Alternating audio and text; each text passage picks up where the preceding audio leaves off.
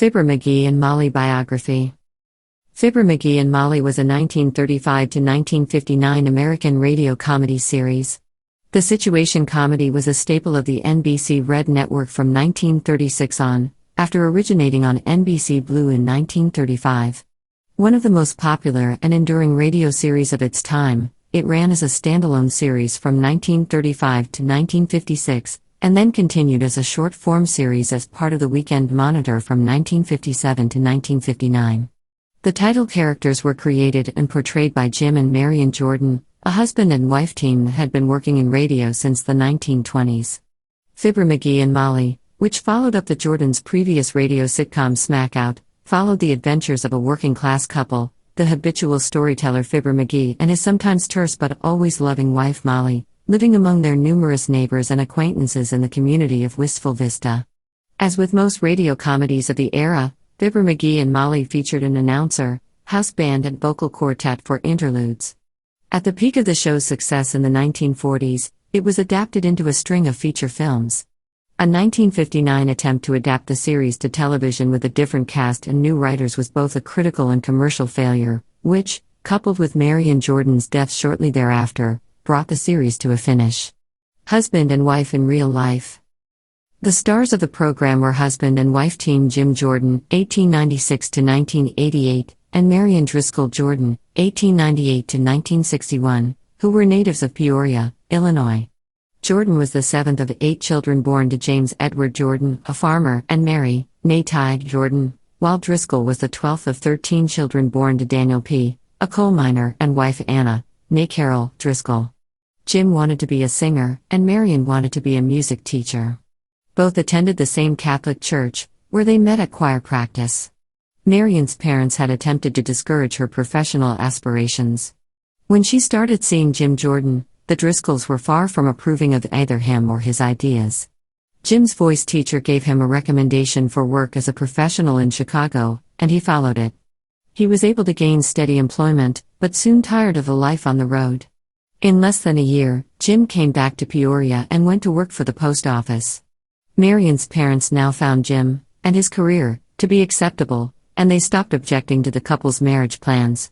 The pair married in Peoria, August 31, 1918. 5 days after the wedding, Jim received his draft notice. He was sent to France, and became part of a military touring group which entertained the armed forces after World War I. When Jim came home from France, he and Marian decided to try their luck with a vaudeville act. They had 2 children, Catherine Therese Jordan, 1920 to 2007, and James Carroll Jordan, 1923 to 1998. Marian returned home for the birth of Catherine, but went back to performing with Jim, leaving her with Jim's parents. After Jim Jr. was born, Marian stayed with the children for a time, while Jim performed a solo act.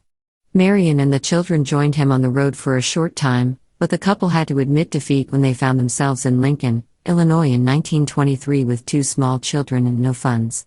The couple's parents had to wire them money for their return to Peoria. Jim went to work at a local department store, but still felt an attraction of being in show business. He and Marian went back into vaudeville. While staying with Jim's brother in Chicago in 1924, the family was listening to the radio. Jim said he and Marian could do better than the musical act currently on the air. Jim's brother bet him $10 they couldn't. To win the bet, Jim and Marian went to WIBO, where they were immediately put on the air. At the end of the performance, the station offered the couple a contract for a weekly show, which paid $10 a week. The show sponsor was O. Henry Candy, and they appeared for 6 months on the O. Henry Twins program, switching to radio station WENR by 1927. When it seemed to the couple they were financially succeeding, they built a home in Chicago, which was a replica of their rented home, complete to building it on the lot next door. For their 1939 move to the West Coast, the Jordans selected an inconspicuous home in Encino. Some of Jim Jordan's investments included the bottling company for Hire's Root Beer in Kansas City. From vaudeville to Smackout. Fibber McGee and Molly originated when the small-time husband and wife vaudevillians began their 3rd year as Chicago area radio performers. 2 of the shows they did for station WENR beginning in 1927, both written by Harry Lawrence, bore traces of what was to come and rank as one of the earliest forms of situation comedy. In their Luke and Mirandy Farm Report program, Jim played a farmer who was given to tall tales and face-saving lies for comic effect. In a weekly comedy, The Smith Family, Marian's character was an Irish wife of an American police officer. These characterizations, plus the Jordans' change from being singers/musicians to comic actors, pointed toward their future. It was at this time when Marian developed and perfected the radio character Teeny. It was also at Winter where the Jordans met Donald Quinn, a cartoonist who was then working in radio, and the couple hired him as their writer in 1931.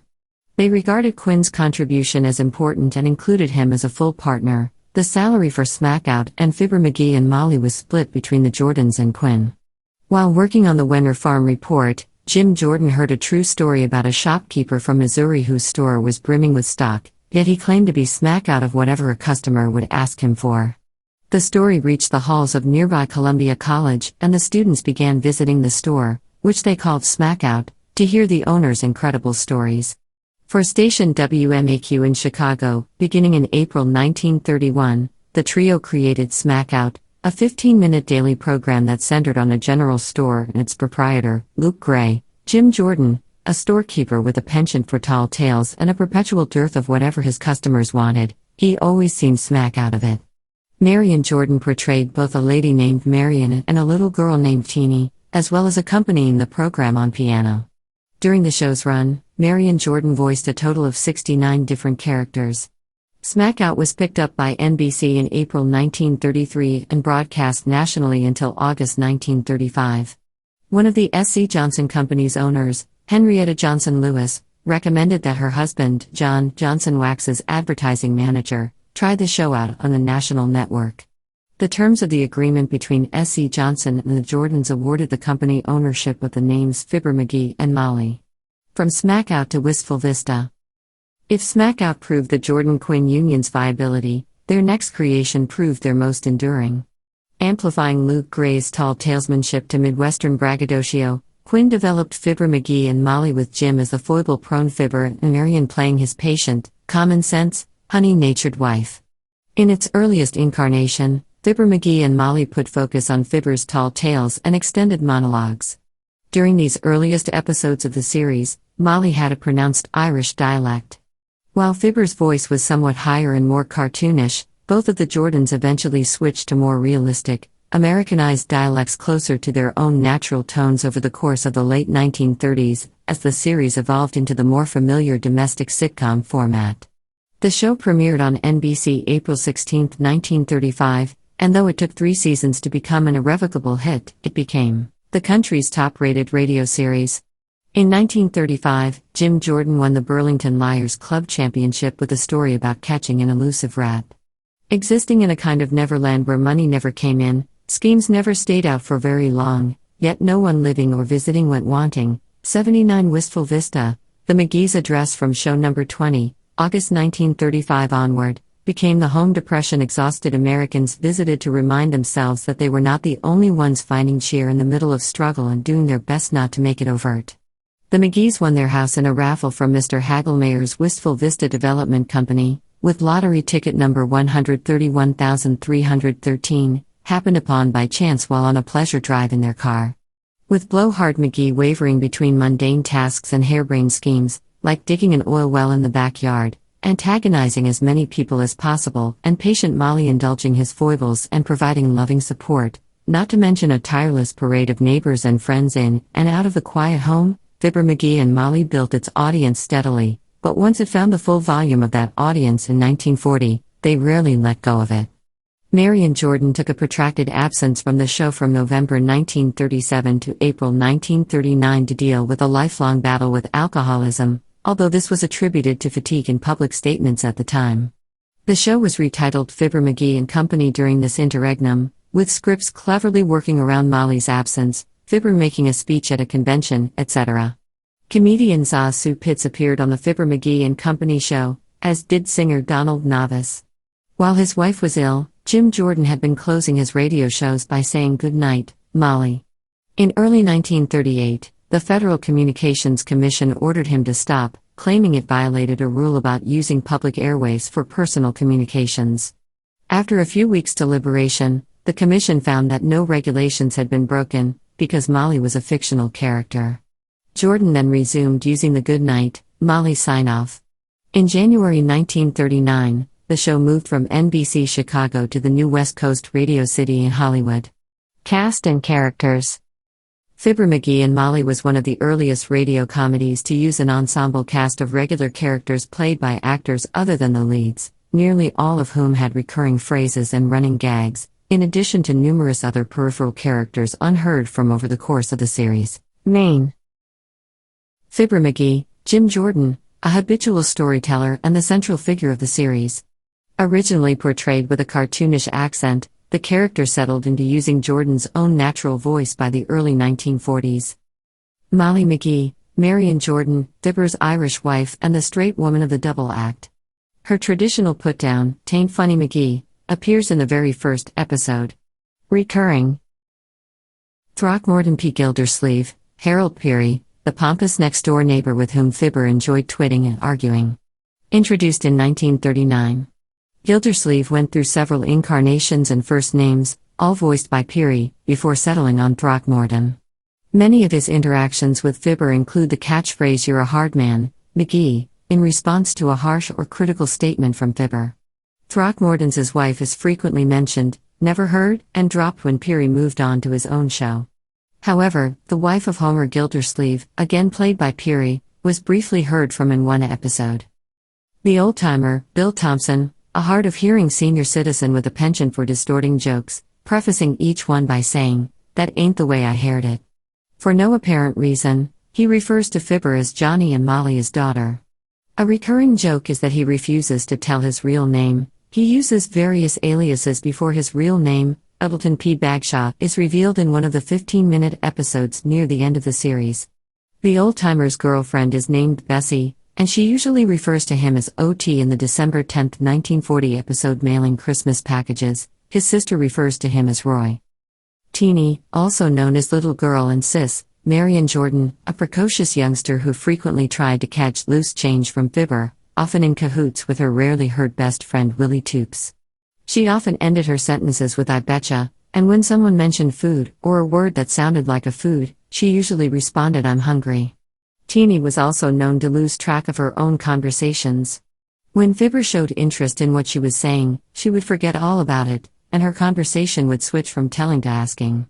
After Fibber repeated everything she had been telling him, Teeny would reply, "I know," or "I know it," in a condescending way. Her appearances were sometimes foreshadowed by Molly excusing herself to the kitchen or to have a nap. Fibber would wistfully deliver a compliment to her, saying, "Ah, there goes a good kid," upon which the doorbell would ring and Teeny would appear, usually greeting Fibber with, "Hi, Mr." On rare occasions Molly and Teeny would interact. During the 1944 season's episode titled, "Aunt Sarah's Picture," Fibber asked Teeny what her real name is. Teeny responded, "When I was a little baby my daddy called me Martini and then they just started calling me Teeny I guess." Fibber responds, "Why did your daddy call you Martini when you were a baby?" To which Teeny replied, "He said I was never dry enough to suit him." In the December 21, 1948 broadcast, Fibber learns that her real name is Elizabeth from a Christmas card she had sent him, and in the episode Fibber Gets Stuck in Fresh Pavement, she reveals her last name is Whitcomb.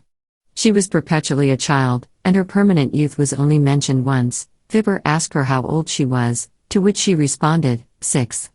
Then he asked how long she'd been coming over to visit him and Molly. 9 years, she answered. Then, after a pause, she asked, "Ain't it a wonderful world, Mr. Mayor?" Law trivia: Gail Gordon, the mayor of Wistful Vista, whose name was inspired by New York City's famous Mayor Fiorello LaGuardia. In later episodes, Fibber occasionally addresses the mayor as Homer, and in one episode, we learn that Fifi Tremaine's pet name for the mayor is Chucky. The McGee's regular routine with law trivia entailed Fibber and Molly misunderstanding a figure of speech, in much the same vein as Abbott and Costello's Who's on First. Routine. Law trivia would slowly progress from a tempting patient explanation to tongue-tied rage, in Gail Gordon's classic Slow Burn. Occasionally, after law trivia exited a scene, Fibber and Molly's dialogue makes it clear that they were deliberately winding him up. Foggy Williams, Gordon, local weatherman and next-door neighbor who tells fanciful stories, lets Fibber borrow his tools, and takes credit or blame for the present weather conditions. He is known for his extensive use of tentative language and usually exits with the line "Good day." Probably. Dr. George Gamble, Arthur Q. Bryan, a local physician and surgeon with whom Fibber had a long-standing rivalry and friendship. The two often come up with creative insults for each other's excessive weight. Before Bryan joined the cast, Gail Gordon played the part of the town doctor in several episodes.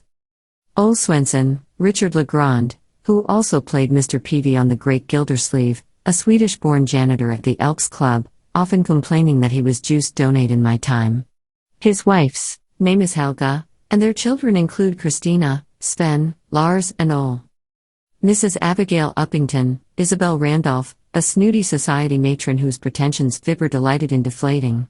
Fibber often addressed her as Uppy. In the episode Fibber Hires a Surveyor, March 26, 1940, it is revealed that she is having a romantic relationship with orchestra leader Billy Mills, and in the episode Gildersleeve's Diary, October 22, 1940, we learn that she also has a romantic past with Gildersleeve. She also has a relationship with Horatio K. Boomer in a few episodes, and the McGees assume he is using her for her money. In several episodes, there are references to the fact that Mrs. Uppington wasn't always rich. In the episode The Circus Comes to Town, May 28, 1940, it is revealed that she met the wealthy Mr. Uppington when she was a circus bareback rider known as Mademoiselle Tootsie Latour. Her horse got scared during a trick, and she accidentally did a double backflip into Mr. Uppington's lap, and he proposed on the spot. Mrs. Millicent Carstairs, B. Benaderet, another of Wistful Vista's high society matrons, known to Fibber as Carsty. Like Mrs. Uppington, Mrs. Carstairs doesn't come from a wealthy lineage. In Fibber Thinks He's the Governor's Pal, December 11, 1945, she let slip that before she met Mr. Carstairs she was a blackjack dealer in a gambling joint. Wallace Wimple, Thompson, Wimple was a soft-spoken man in the Casper Milquetoast vein. He would enter the episode uttering his mushmouth catchphrase, "Hello, folks." Wimple might recite a verse he'd written but more often would recount the latest incident in his ongoing battle with the unheard Sweetie Face, his massive and abusive big old wife.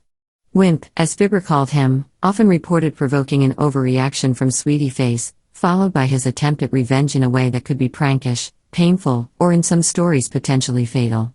One day, March 9, 1948, when he asked Sweetie Face what she was doing, Wallace said she told him she was practicing her weightlifting. Wallace said he told Sweetie Face, "My goodness, you do that every time you get up out of a chair." "Uh-oh," fretted Molly. "And then when I regained consciousness," continued Wimple, "she'd left the room."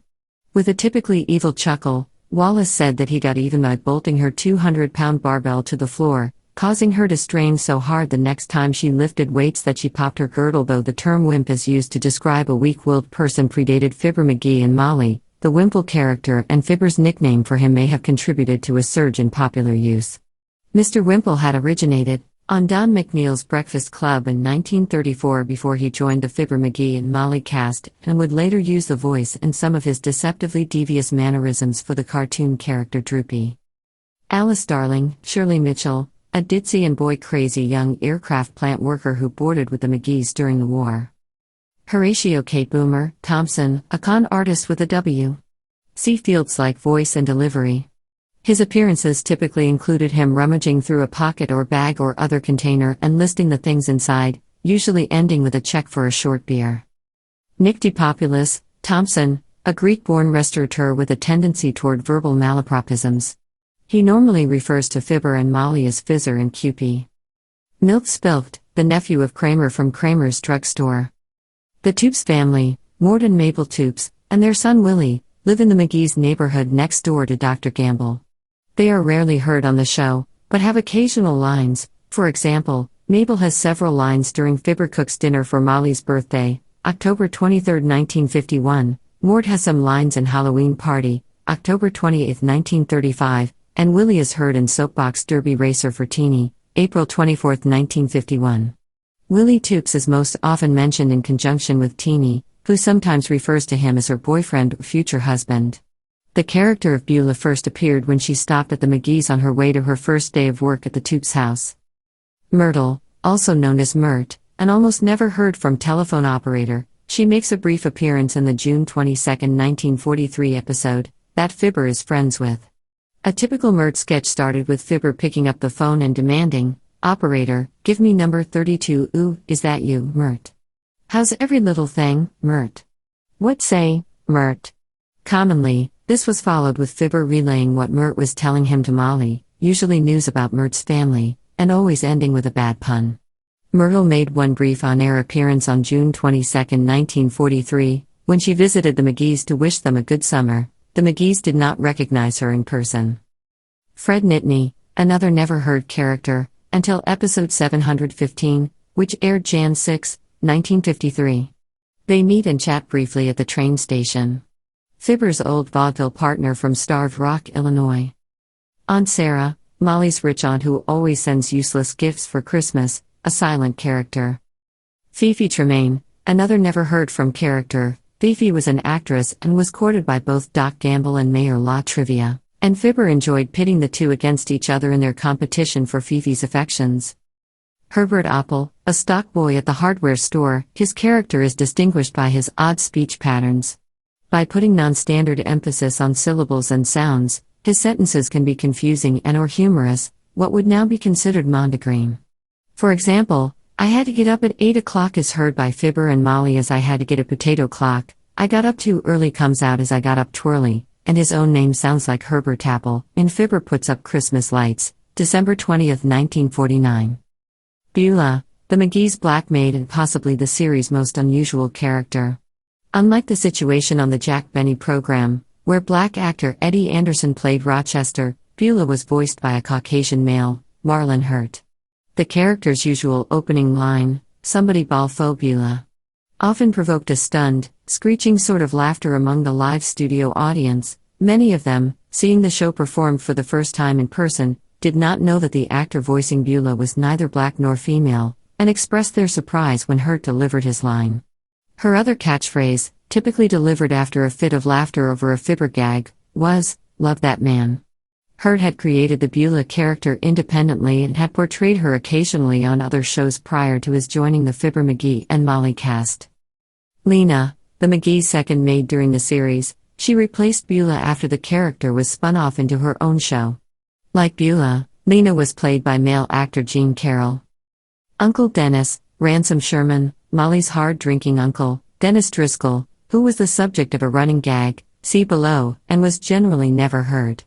He did appear in a few episodes in 1943-44, including Renting Spare Room, October 5, 1943, Fibber Makes His Own Chili Sauce, November 9, 1943, and Dinner Out to Celebrate, January 25, 1944.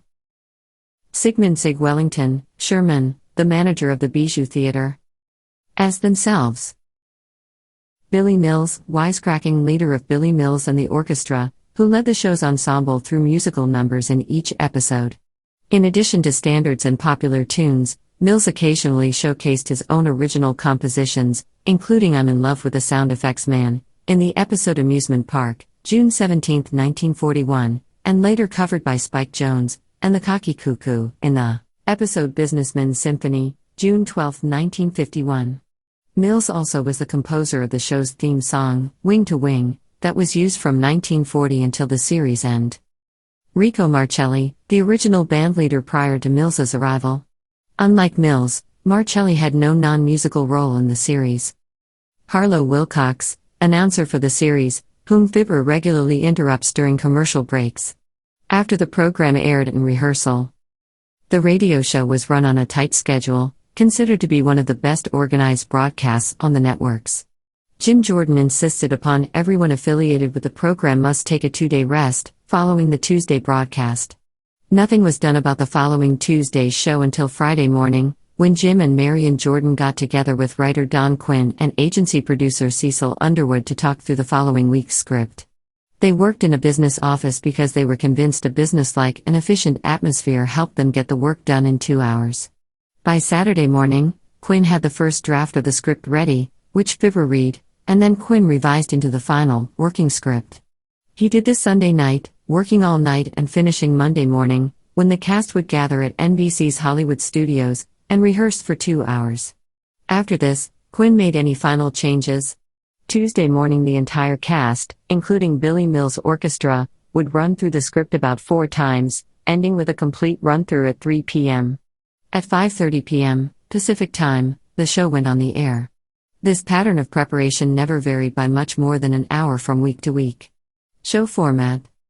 For most of the show's history, the usual order of the show was the introduction followed by a Johnson wax plug by Harlow, then his introduction to the first part of the script, usually 11 minutes.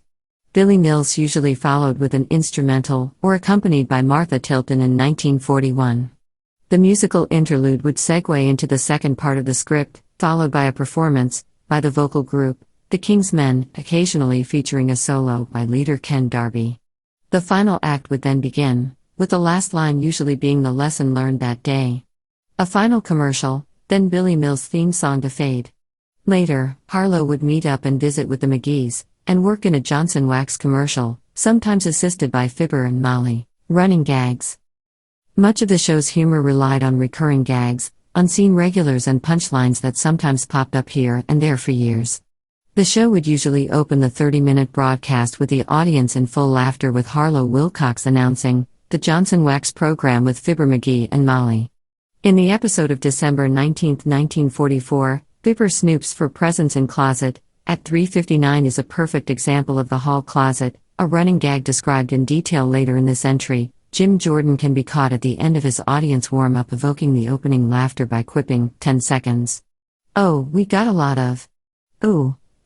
When McGee tells a bad joke, Molly often answers with the line "Tain't funny, McGee," which became a familiar catchphrase during the 1940s. Molly's Uncle Dennis is one of the more common rarely heard regulars. He lives with the McGees and is apparently a dedicated alcoholic, becoming a punchline for many Fibber jokes and even the main subject of some shows in which he disappeared. There are numerous references and jokes about the fact that Fibber doesn't have a regular job. Mayor Law trivia often offers McGee jobs at City Hall, and the jobs usually sound exciting when the duties are vaguely described, but they sometimes end up being very mundane. For instance, a job looking in on the higher-ups at City Hall turns out to be a window cleaning job. Another interesting assignment was for Fibber to work in disguise for days at a time as the Wistful Vista Santa Claus. McGee is very proud of past deeds, sometimes recalling an interesting nickname he picked up over the years. Each one of these nicknames is, as usual with Fibber, a bad pun. When someone told a man named Addison that McGee was a glib talker, McGee became known as Ad Glib McGee. Or, when Fibber made expressions with his eyes, he was nicknamed Eyes a Muggin' McGee, a play on the popular Stuff Smith swing tune Eyes a Muggin'. From there Fibber jumps headfirst into a long, breathless and boastful description of his nickname, using an admirable amount of alliteration. Mentioned for a time on the program was Otis Cadwallader, who was a schoolmate of Fibber and Molly in Peoria and Molly's boyfriend before McGee. Fibber has a long-standing grudge against Otis, making him out to seem like a self-centered, overblown hack, even though seemingly everyone else sees Cadwallader as a lovely, dashing man. Otis's feelings toward Fibber are never mentioned, giving the impression that Fibber's grudge is one-sided. As revealed late in 1942, Fibber's anger is actually a front to keep Cadwallader away, as Fibber once borrowed money from Otis and never paid it back. Cadwallader visits the McGees in one episode. They pretend to be rich, with Gildersleeve playing their butler. The corner of 14th and Oak in downtown Wistful Vista was routinely given as a location for various homes, places of business and government buildings throughout the show's run. Whenever someone asks the time, it's always past. McGee has a reputation for telling tall tales, and there are occasional jokes linking this propensity to his name Fibber. In the episode Fibber changes his name, March 25, 1941, he goes so far as to claim that Fibber is his actual given name and not just a nickname. According to McGee, "I was named after my fourth cousin, Walpole J. Fimmer, but the minister who christened me had a cold in his head." The hall closet. None of the show's other running gags was as memorable or enduring as the hall closet, so popular, in fact, that PBS's Zaboomafoo kept the joke alive. The gag involved McGee's frequently opening a cacophonous closet, with a bric-a-brac it contained clattering down and out and, often enough, over McGee's or Molly's heads.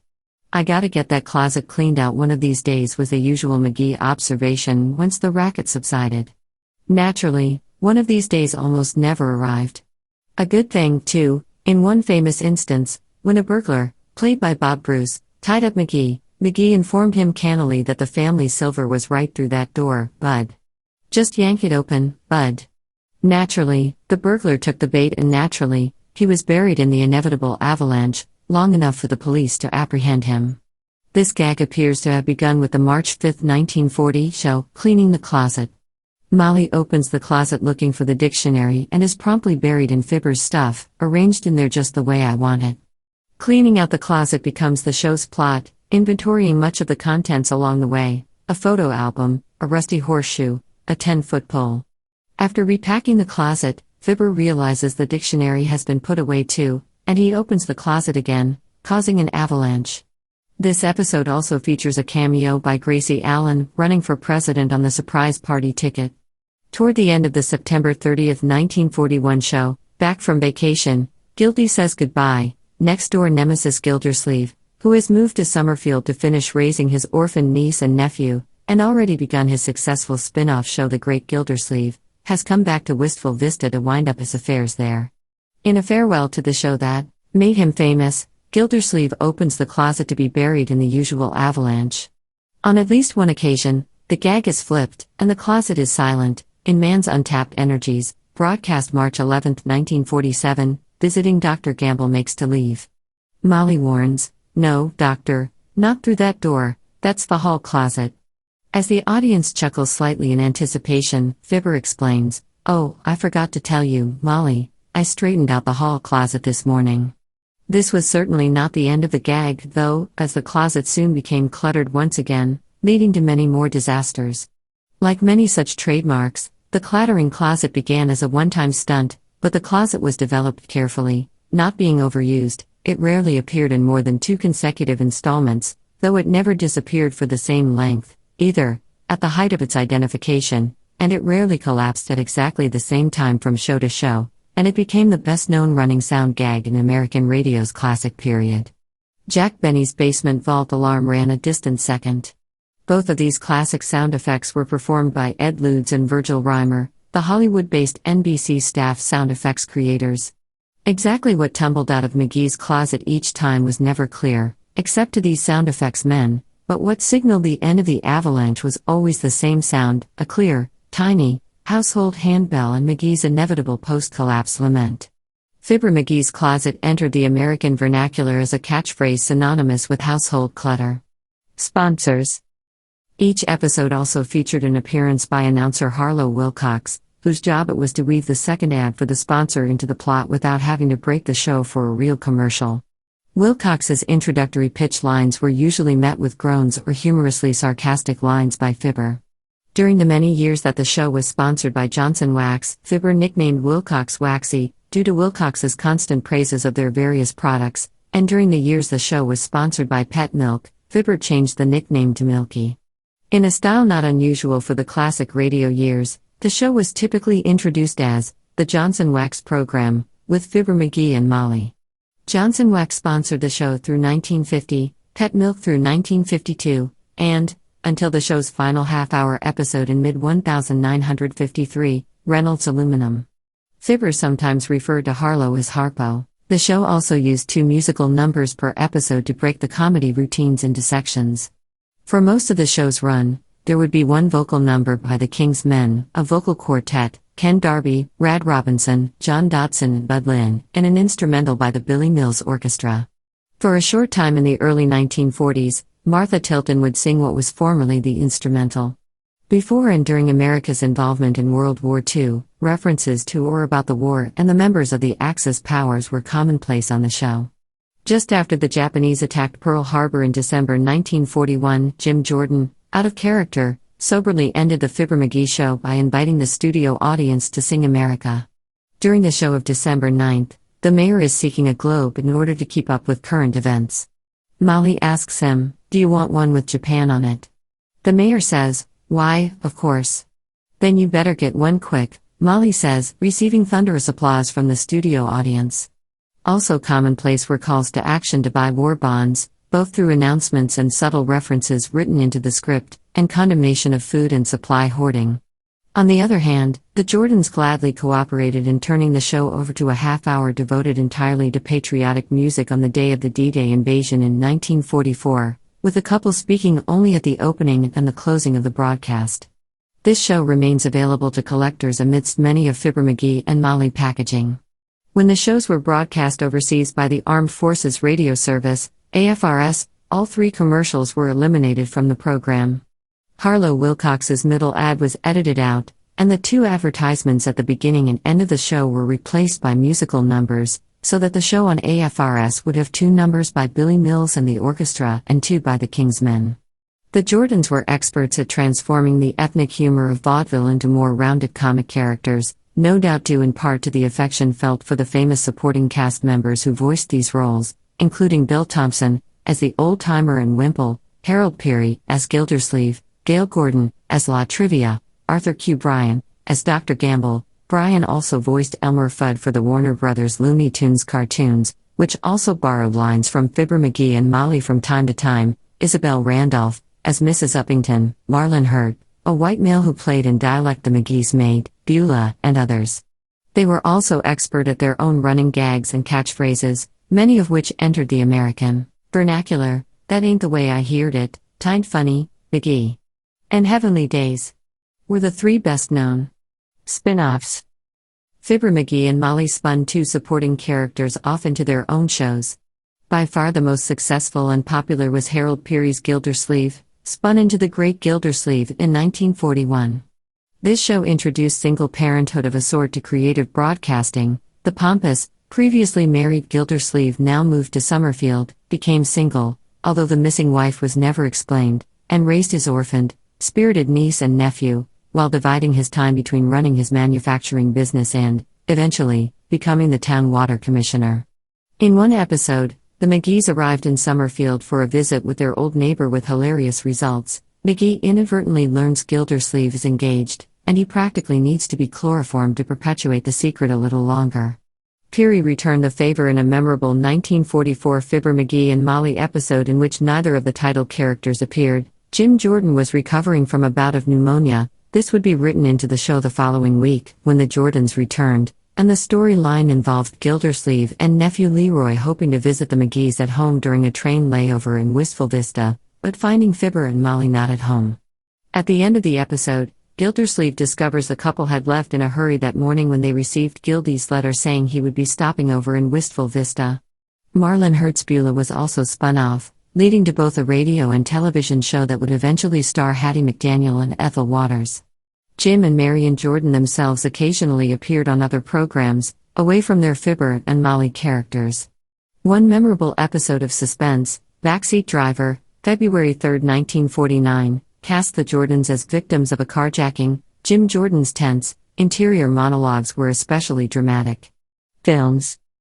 The Jordans portrayed their characters in 4 movies. In the early years of the radio show, they were supporting characters in the 1937 Paramount film This Way Please, starring Charles Buddy Rogers and Betty Grable. Once the show hit its stride, they had leading roles in the RKO Radio Pictures films Look Who's Laughing, 1941, Here We Go Again, 1942, and Heavenly Days, 1944. The first 2 RKO films are generally considered the best, as they co-star fellow radio stars Edgar Bergen and Charlie McCarthy. Harold Peary also appears in both as Gildersleeve, with Arthur Q. Bryan, Bill Thompson, Harlow Wilcox, Gale Gordon, and Isabel Randolph appearing in both their show roles and as other characters. Bill Thompson in Look Who's Laughing played 2 parts, the pushy salesman, and the man who shouted it's Hillary Horton. Gale Gordon played Otis Cadwallader, Molly's ex-boyfriend in Here We Go Again. Arthur Q. Bryan played the mayor's aide in Look Who's Laughing.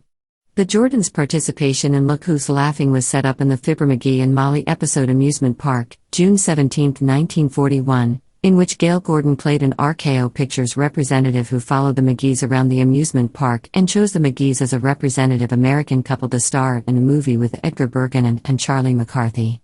The day before the film's real-life premiere in San Francisco, the movie had its fictional opening in Wistful Vista during that week's radio episode, and Bergen and McCarthy made a guest appearance. Premiere of Look Who's Laughing, November 11, 1941.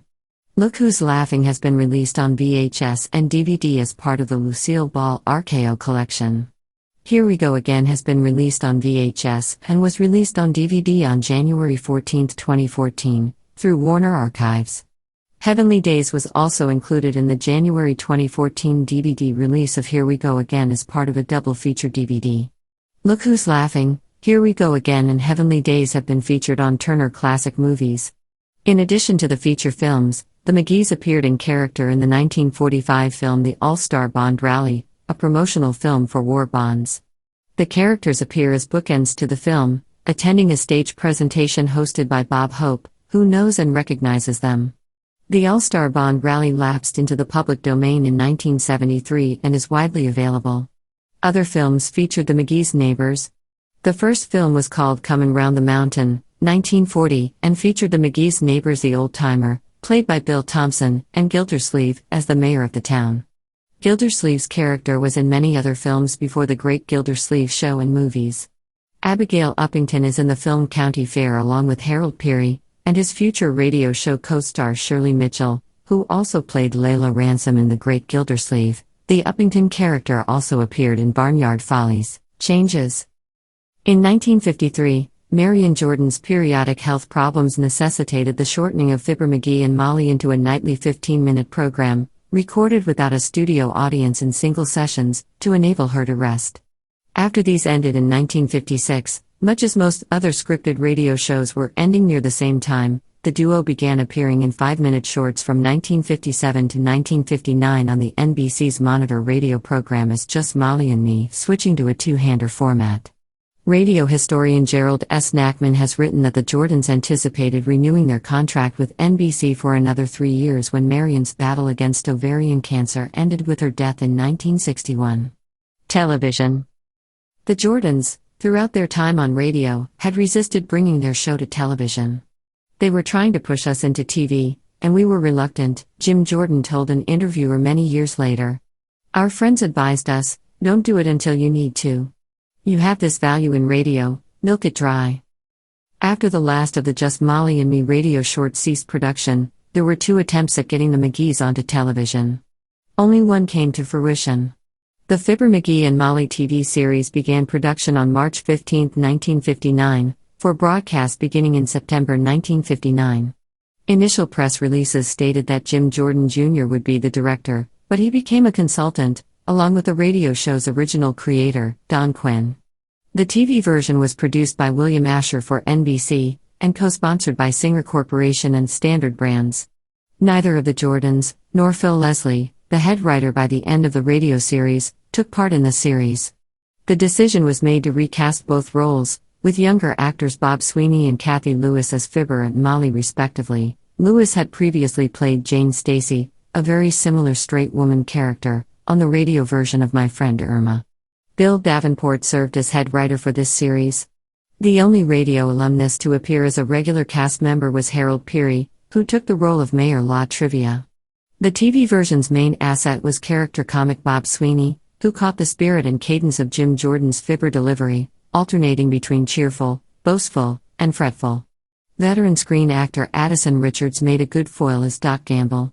The series had solid comedy situations, and might have succeeded as a typical domestic comedy if the characters had been named anything but Fibber and Molly, but it couldn't replicate the flavor and humor of the original Fibber McGee and Molly. The TV series did not survive its first season, ending its run in January 1960. A pilot episode and at least 3 episodes of the television series have lapsed into the public domain. The second TV venture only got as far as the planning stages. NBC approached Jay Ward, producer of the Rocky and Bullwinkle TV cartoons, to film a series of half-hour Fibber McGee and Molly cartoons. This was probably an attempt by NBC to compete with ABC's then new cartoon sitcom The Flintstones. Ward declined, and the Fibber McGee and Molly franchise finally came to an end. Jim Jordan later in life. In the 1970s, Jim Jordan briefly returned to acting. An episode of NBC's Chico and the Man featured a surprise appearance by Jordan as a friendly neighborhood mechanic. Jordan also lent his voice to Disney's animated film, The Rescuers, 1977, and reprised his role as Fibber McGee, complete with a closet gag, in an advertisement for AARP. He died in 1988, a year before Fibber McGee and Molly was inducted into the Radio Hall of Fame. Jim Jordan married Gretchen Stewart, the widow of Yogi Jorgensen, after Marian's death. Gretchen and the Jordan children donated the manuscripts of Smackout and Fibber McGee and Molly to Chicago's Museum of Broadcast Communications after his death in 1988. Perhaps fittingly for his longtime radio alter ego, Jordan died on April Fool's Day. The show has a star on the Hollywood Walk of Fame next to the NBC studios where the show was performed. The S.E. Johnson Company has preserved more than 700 shows it sponsored for 15 years.